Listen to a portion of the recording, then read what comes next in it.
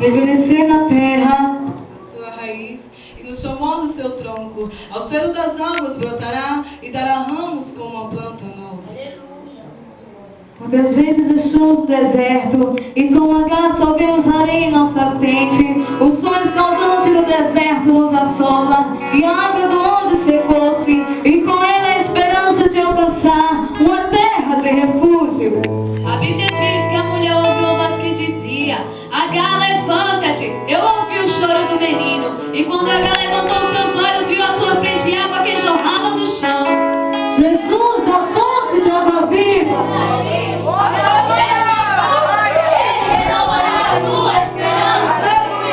Não é fácil ter esperança, mas quando abro a minha Bíblia e deparo-me com a história do jovem chamado José, meu coração se alegra.